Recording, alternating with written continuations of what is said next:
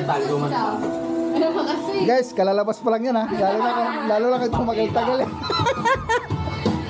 Mga Ate tayo. Sarap talaga ng sinugba eh. Ang malupitan ng sinugba guys. Ito, tayo na. May tumawag sa pangalan ko.